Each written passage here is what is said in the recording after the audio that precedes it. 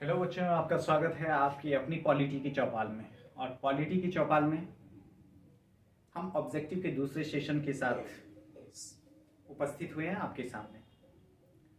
Objective के दूसरे session की शुरुआत करते हैं हम। हमारा पहला प्रश्न है कि किस एक्ट के द्वारा सर्वोच्च न्यायालय के कार्य क्षेत्र को स्पष्ट किया गया। अब देखिए, यहाँ सर्वोच्च न्यायालय कहने का अर्थ है वही कलकत्ता प्रेसिडेंसी या बंगाल प्रेसिडेंसी बोल लीजिए, उसमें जिस सर्वोच्च न्यायालय की स्थापना हुई थी वो है। तो 1784 का 1700 माफ कीजिएगा 1781 का जो अमेंडमेंट एक्ट है, 1781 का अमेंडमेंट एक्ट, 1784 का जो अमेंडमेंट एक्ट है, इसी एक्ट के द्वारा क्या किया गया कि सुप्रीम कोर्ट के कार्य क्षेत्र को स्पष्ट करने का प्रयास किया गया। अब अमेंडमेंट एक्ट को एक दो नाम से और जाना जाता है। अगर हिंदी में इसे कहें तो अमेंडमेंट एक्ट को संशोधन अधिनियम, या इसे आप जो है कहीं कहीं पढ़िएगा सेटलमेंट एक्ट।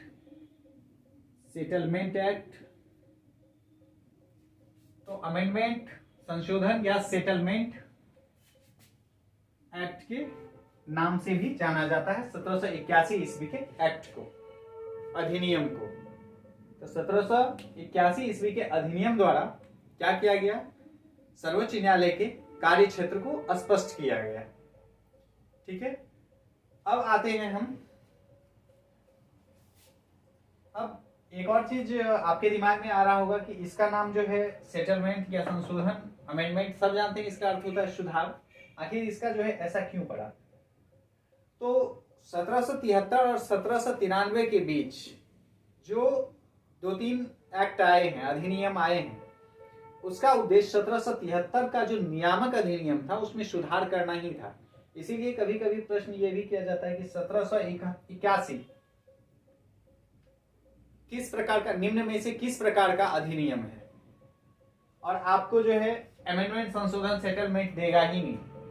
तो अगर वहां पे नियामक दिया हुआ है तो आप नियामक में टिक मार सकते हैं, क्योंकि ये नियामक में ही सुधार के लिए लाया गया है। अब अगला प्रश्न है,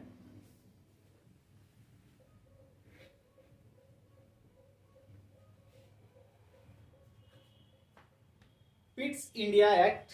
अगला प्रश्न है, पिट्स इंडिया एक्ट कब लागू हुआ? पिट्स इंडिया एक्ट कब लागू हुआ आप सबको पता है। पिट्स इंडिया एक्ट 1784 ईस्वी में पारित हुआ और 1784 ईस्वी में ही लागू भी हुआ। ठीक है, आखिर अब यहां पे जो है इसका नाम जो है पिट्स इंडिया एक्ट, उसके संबंध में कुछ क्वेश्चंस बन सकते हैं। क्या क्या क्वेश्चन बन सकते हैं देखते हैं। क्वेश्चन है, पिट्स इंडिया एक्ट किसके द्वारा लाया गया? Pitt's India act Pitt the younger, जो तत्कालीन ब्रिटिश प्रधानमंत्री थे, उनके द्वारा लाया।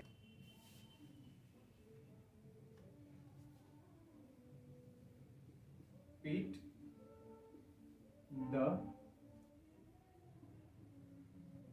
द यंगर के द्वारा लाया गया। किसके द्वारा लाया गया? पीट द यंगर के द्वारा लाया गया। अच्छा, अब इसमें इंडिया एक्ट क्यों पड़ा, उससे संबंधित एक प्रश्न है, उससे संबंधित प्रश्न को देखते हैं। पीट द यंगर ने पिट्स इंडिया एक्ट को किस नाम से संसद में, ब्रिटिश संसद में प्रस्तुत किया था? तो बच्चों, पीट द यंगर ने इस पिट्स इंडिया एक्ट को इंडिया एक्ट बिल के नाम से संसद में प्रस्तुत किया था। किस नाम से संसद में प्रस्तुत किया था? इंडिया एक्ट बिल के नाम से संसद में प्रस्तुत किया था। अब पिट्स इंडिया एक्ट के जो प्रावधान है उससे संबंधित कई क्वेश्चंस हैं, तो हम उनको देखते हैं। सबसे पहला प्रश्न है कि सबसे पहली बार किस अधिनियम के अंतर्गत ब्रिटिश ईस्ट इंडिया कंपनी के अधीन भारतीय क्षेत्र को ब्रिटिश आधिपत्य का क्षेत्र कहा गया? तो उसका उत्तर क्या होगा? 1784 का पिट्स इंडिया एक्ट। अब देखिए, इस एक्ट द्वारा ईस्ट इंडिया कंपनी के अधिकारित भारतीय क्षेत्र पर ब्रिटिश सरकार अपना दावा प्रस्तुत करती है कि ईस्ट इंडिया कंपनी का वैसा भारतीय क्षेत्र जो ईस्ट इंडिया कंपनी के अधीन है वह ब्रिटिश आधिपत्य का क्षेत्र है, अर्थात ब्रिटेन के आधिपत्य का क्षेत्र है।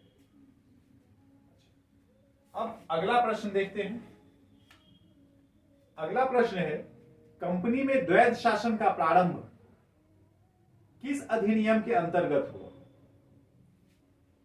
अब देखिए, कंपनी में द्वैध शासन का प्रारंभ का अर्थ क्या है? द्वैध शासन का अर्थ मैंने आपको कई बार समझाया है कि शासन जब दो स्तरों पे हो, या दो व्यक्तियों के हाथ में हो, या दो संस्थाओं के हाथ में हो, और एक ही चीज पर शासन करना हो, तो वह द्वैध शासन कहलाता है। तो ठीक है, यहां पे जो है कंपनी के द्वैध शासन का प्रश्न आ रहा है। तो कंपनी में द्वैध शासन दो स्तरों पे जो है कर दिया गया। नंबर एक कि बोर्ड ऑफ डायरेक्टर के हाथों में वाणिज्यिक अधिकार दे दिए गए, और दूसरा बोर्ड ऑफ कंट्रोलर के हाथ में प्रशासनिक अधिकार दे दिए गए। इससे संबंधित प्रश्न भी रखे गए हैं। तो इसका उत्तर क्या होगा? इसका उत्तर होगा 1784 का पिट्स इंडिया एक्ट। क्या होगा? पिट्स इंडिया एक्ट, यानी 1784 के पिट्स इंडिया एक्ट द्वारा क्या किया गया? कंपनी में द्वैध शासन की व्यवस्था की गई। ठीक है, कंपनी में द्वैध शासन की व्यवस्था की गई। तो अब इसी से संबंधित एक प्रश्न है कि किस एक्ट के द्वारा कंपनी के वाणिज्यिक और प्रशासनिक अधिकारों का बंटवारा किया गया? तो कौन सा एक्ट होगा? Same answer, पिट्स India act. पिट्स India act. पिट्स India act में क्या किया गया? कंपनी के वाणिज्यिक और प्रशासनिक कार्यों का बंटवारा किया गया। ठीक है, अब इसी से संबंधित अगला प्रश्न देखते हैं।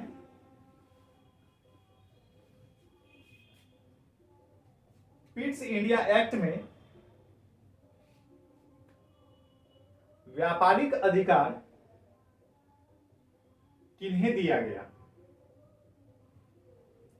तो देखो, पिट्स इंडिया एक्ट में व्यापारिक अधिकार किसे प्रदान किया गया था? व्यापारिक अधिकार प्रदान किया गया था कोर्ट ऑफ डायरेक्टर को।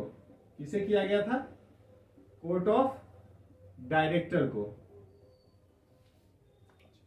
अगला प्रश्न कोर्ट ऑफ डायरेक्टर्स से संबंधित है।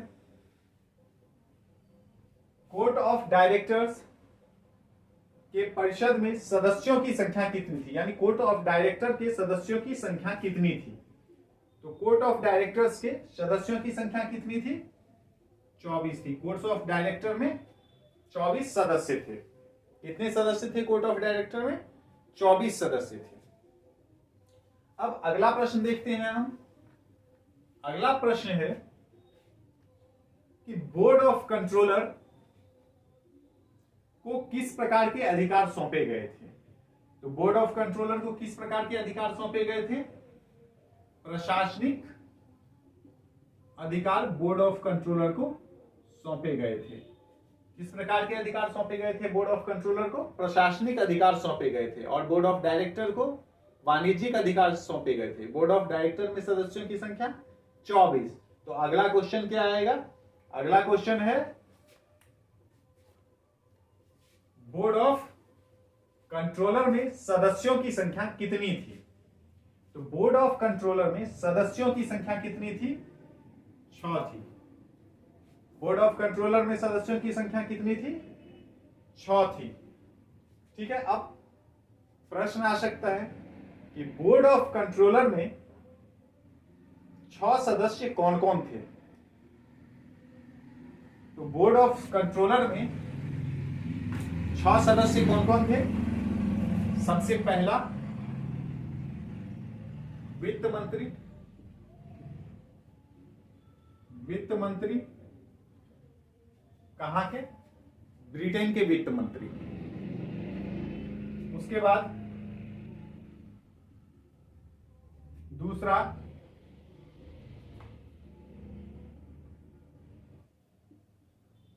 एक राज्य सचिव। और उसके बाद बाकी 4 सदस्य जो थे वो कौन थे? प्रीवी काउंसिल। प्रीवी काउंसिल।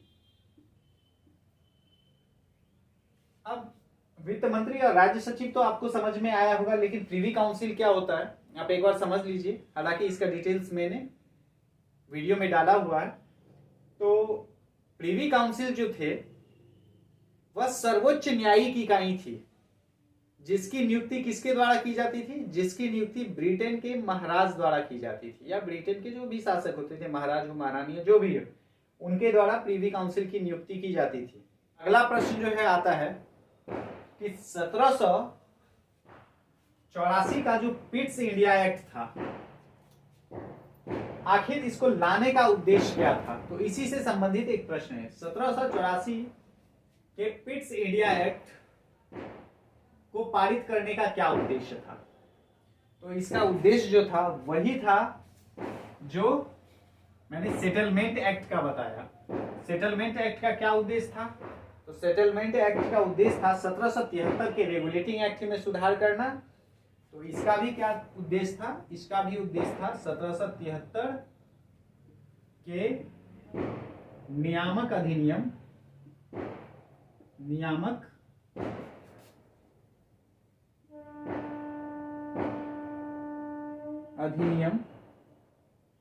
में सुधार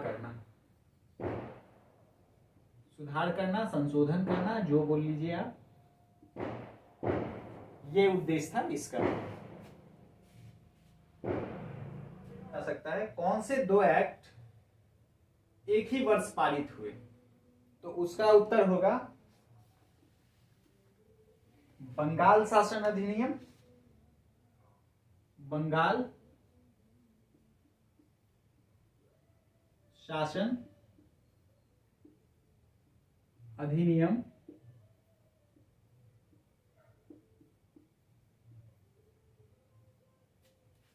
एवं सेटलमेंट एक्ट।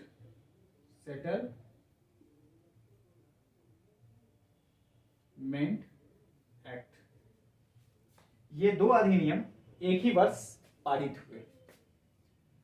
अब आपका अगला प्रश्न है 1786 के अधिनियम को लाने का उद्देश्य क्या था? तो बच्चों मैंने इसके बारे में डिटेल्स आपको बताया था कि 1786 का जो अधिनियम आया था उसका सिर्फ एक ही उद्देश्य था, लॉर्ड कॉर्नवालिस को किसी भी तरह बंगाल का गवर्नर नियुक्त करना। तो अगर आपसे पूछा जाए कि 1786 के अधिनियम को लाने का क्या उद्देश्य था, तो उसका उद्देश्य क्या था? लॉर्ड कॉर्नवालिस को बंगाल का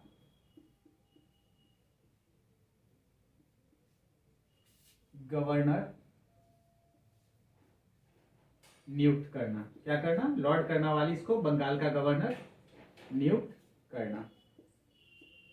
मैंने आपको इसके बारे में बताया था कि जब कर्नवालिस को बंगाल का गवर्नर बन के भारत आने के लिए कहा गया तो उसने 2 शर्तें रखी थी।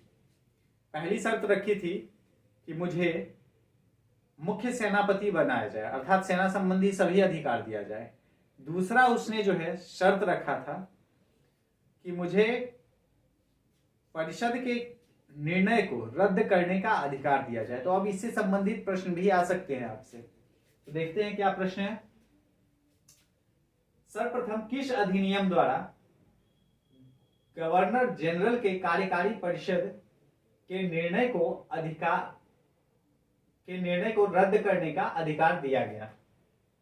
सर्वप्रथम किस अधिनियम द्वारा गवर्नर जनरल को कार्यकारी परिषद के निर्णय को रद्द करने का अधिकार दिया गया? तो उत्तर क्या होगा? उत्तर होगा 1786 का अधिनियम।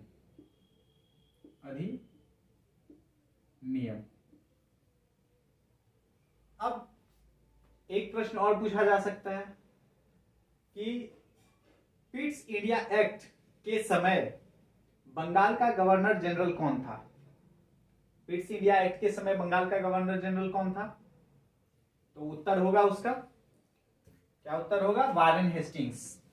पिट्स इंडिया एक्ट जब तो उस समय कौन था? Warren Hastings. Warren Hastings. Same प्रश्न अगर आपसे किया जाए कि 1781 का सेटलमेंट एक्ट जब प्रभाव में आया तो उस समय बंगाल के गवर्नर जनरल कौन थे? यानी 1781 का सेटलमेंट एक्ट जब प्रभाव में आया उस समय बंगाल के गवर्नर जनरल कौन थे? तो उसका क्या उत्तर होगा? उसका उत्तर भी होगा वारेन हेस्टिंग्स। कौन थे? Warren Hastings. और अब अगर अगला प्रश्न आपसे किया जाए कि 1786 का अधिनियम जब प्रभाव में आया उस समय बंगाल के गवर्नर जनरल कौन थे? तो उसका भी उत्तर क्या होगा? वारेन हेस्टिंग्स ही होगा। क्या होगा? Warren Hastings. तो हमने यहां देखा कि 1773, 1781, 1784 यानी पिट्स इंडिया एक्ट, सेटलमेंट एक्ट, और 1786 ये जबरदस्ती का एक्ट, मतलब लॉर्ड कार्नवालिस को जबरदस्ती लाने के लिए ये अधिनियम लाया गया, जबरदस्ती का एक्ट।